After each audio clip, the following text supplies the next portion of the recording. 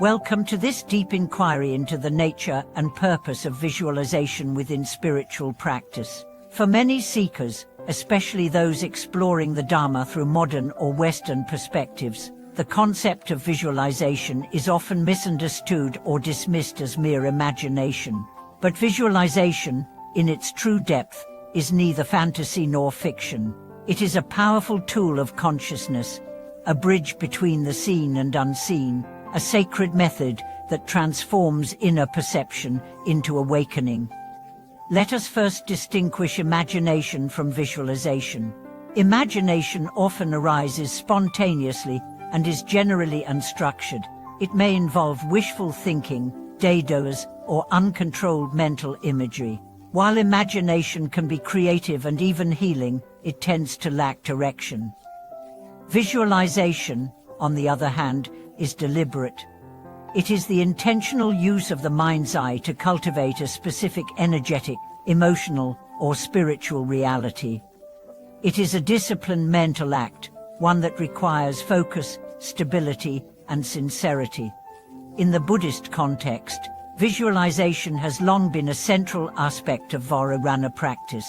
Practitioners visualize deities not as external gods, but as embodiments of awakened qualities. By visualizing Avalokiteshvara, for example, one invokes boundless compassion. By visualizing Manjushri, one cultivates chart wisdom.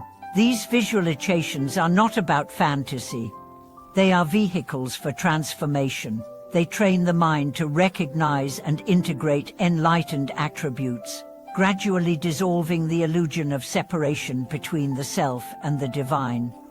This is why teachers often emphasize the importance of precision and clarity in visualization. It is not just about forming an image. It is about becoming one with it. When a practitioner visualizes a deity, they are not performing a mental trick.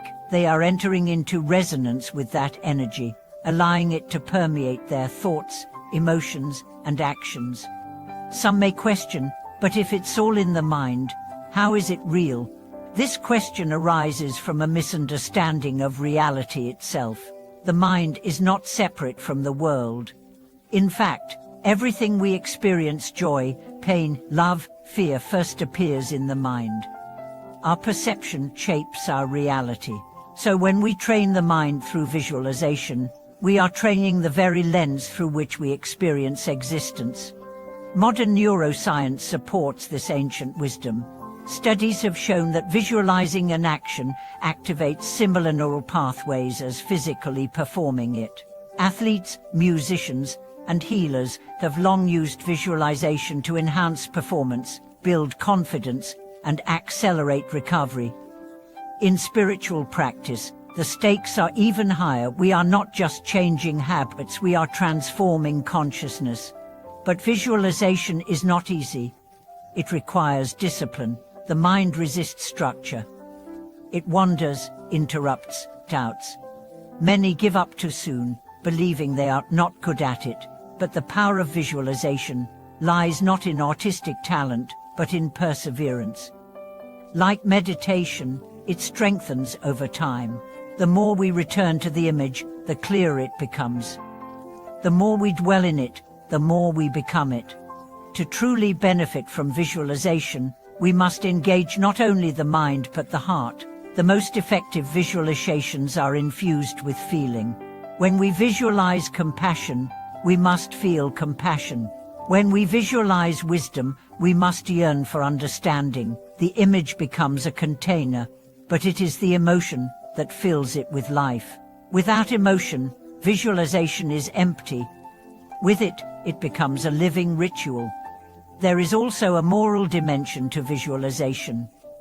What we visualize shapes our inner world. If we fill our minds with anger, fear, or craving, we reinforce those patterns. But when we deliberately visualize light, purity, or divine form, we shift the energetic blueprint of our being. Visualization becomes an ethical act, a way of choosing what kind of energy we wish to radiate into the world. This is especially crucial in times of personal or collective darkness, when hope is dim and clarity is scarce. Visualization becomes a lamp. It allows us to remember the sacred even when the world forgets us. It connects us to realms of beauty and truth beyond the reach of circumstance. Visualization also enhances meditation. It gives the mind a focal point, a structure upon which to rest. Rather than wrestling with thoughts, we can immerse ourselves in the image. The breath slows, the body relaxes, the inner chatter quiets. We are no longer thinking about the deity, we are sitting in its presence. This is where visualization becomes communion. But what if we cannot see the image clearly? What if our minds produce vague or shifting forms? This is not a problem.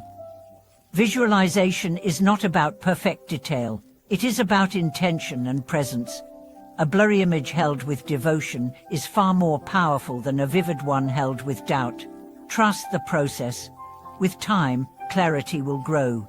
One advanced aspect of visualization practice is dissolution. After building up the image of the deity, practitioners are instructed to dissolve it into light, and then merge that light into their own body-mind. This final step is crucial. It affirms that the qualities we visualize are not external, they are our true nature. The visualization is a mirror, and at the end, we step through it.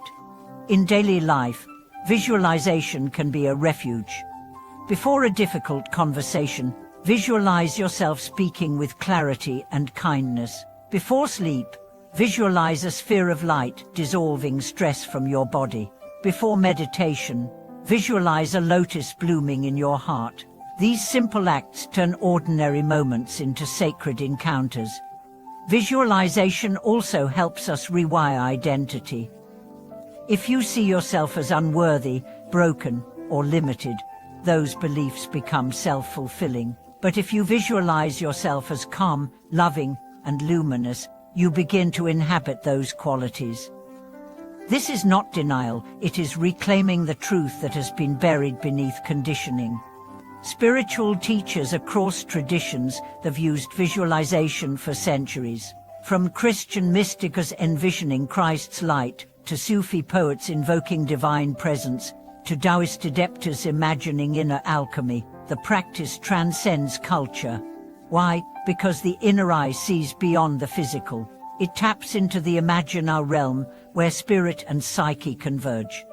In closing, let us remember that visualization is not make-believe. It is a sacred faculty, a bridge between who we are and who we are becoming. It is the canvas upon which we paint our highest aspirations. It is the doorway through which the timeless steps into time. So use it with reverence, with purpose, with love. Thank you for watching this video.